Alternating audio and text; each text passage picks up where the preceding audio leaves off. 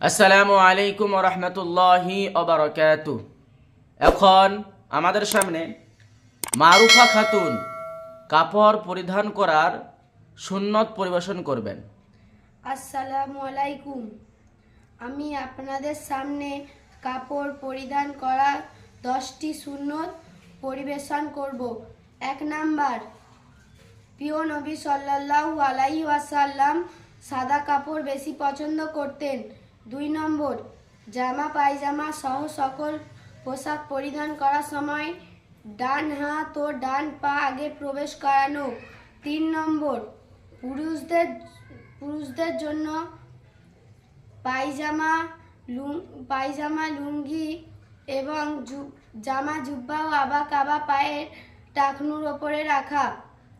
4 নম্বর, সাধারণভাবে কাপড় পরিধান করার সময় এই দোয়া পড়া: আলহামদুলিল্লাহিল্লাযী কাসানি হাজা অজাক্কানি মিন গায়রিহি হাউলি মিন্নি কুওয়া ওয়ালা কুওয়া। 5 নম্বর, নতুন কাপড় পরিধান করার সময় এই দোয়া পড়া: আলহামদুলিল্লাহিল্লাযী কাসানি মাওয়ারিবিহি ওয়ারাতি ওয়াতাজাম্মালু বিহি ফি হায়াতি।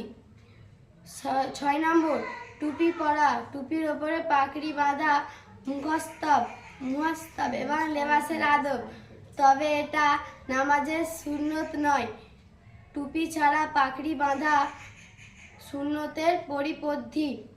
7 নম্বর, পাগড়ি বাঁধার পর মাথার পিছন দিকে 1 হাত পরিমাণ ঝুলিয়ে রাখা। 8 নম্বর, বিসমিল্লাহ বলে কাপড় খোলা এবং খোলার সময় বাম হাত ও বাম পা আগে বের করা। 9 নম্বর, জুতার প্রথমে ডান পায়ে পরা, তারপর বাম পায়ে পরা। 10 নম্বর, জুতো খোলার সময় বাম পা থেকে খোলা, তারপর ডান পা থেকে খোলা। আসসালামু আলাইকুম।